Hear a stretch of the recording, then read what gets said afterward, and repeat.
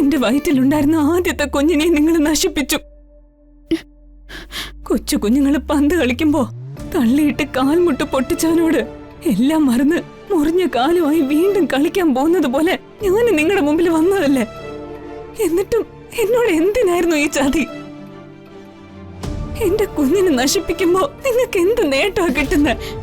അതെ, നീ ഇപ്പൊ ചോദിച്ച ചോദ്യല്ലേ, ആ ചോദ്യത്തിന് ഉത്തരം തേടിയ തന്നെ ഞാൻ അങ്ങനെ ചെയ്യില്ലെന്ന് നിനക്ക് ബോധ്യപ്പെടും. ഹരിതേ, നീ എന്നെ ഒന്ന് വിശ്വസിക്കും മോളെ. ഞാൻ നിന്റെ കുഞ്ഞിനെ ഇല്ലാതാക്കാൻ ഒരു മരുന്നും തന്നിട്ടില്ല. ഡോക്ടർ പിന്നെ കള്ളം പറയോ? ഡോക്ടർ എന്നോട് കള്ളം പറഞ്ഞിട്ട് എന്താ നേട്ടം? അത് മാത്രമല്ല, എന്റെ ഭർത്താവിന്റെ സഹോദരിയാ എനിക്ക് ഈ ലേഹ്യം അരിഷ്ടവും ഒക്കെ തന്നതെന്ന് ഞാൻ ഡോക്ടറോട് പറഞ്ഞിട്ടുമില്ല. അപ്പോ ഡോക്ടർ പറഞ്ഞത് സത്യം തന്നെയാ. ഹരിതേ, നീ കുടിക്കുന്ന മരുന്നുകൾ തന്നെയാ ഞാനും കുടിക്കുന്നത്. ഞാൻ പറഞ്ഞത് നീ കേട്ടോ? നീ കുടിക്കുന്ന മരുന്നുകൾ തന്നെയാ ഞാനും കുടിക്കുന്നതെന്ന്. എന്റെ വയറ്റിലൊരു കുഞ്ഞ് വളരുന്നുണ്ട്.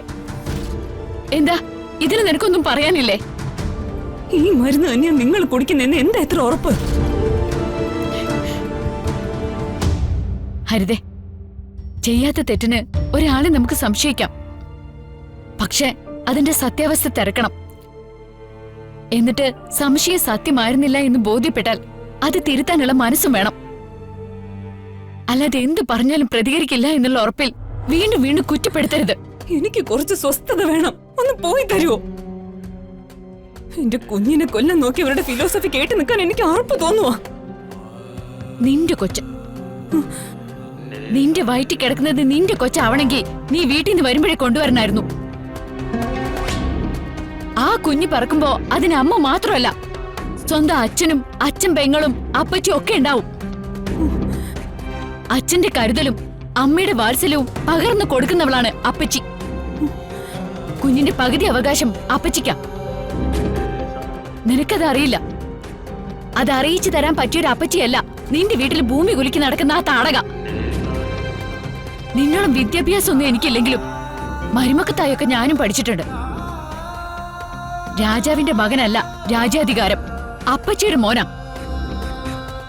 നിന്നെ താങ്ങി നിൽക്കേണ്ട ഗതികേടൊന്നും ഈ വന്ദനയ്ക്കില്ല. ഇനി നീ അറിയാതെയെങ്കിലും നിന്റെ കുഞ്ഞിനെ കൊന്നത് ഞാനാണെന്ന് പറഞ്ഞാ അടിച്ച് കരണം പൊളിക്കും ഞാൻ. അതിന് നിന്റെ ഏട്ടന്റെ ഭാര്യ എന്ന ഒറ്റ അധികാരം മാത്രം മതി.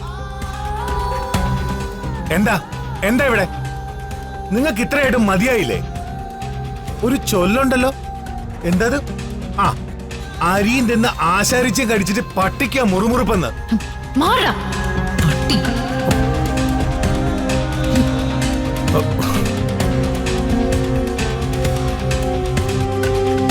ഹരിതേ,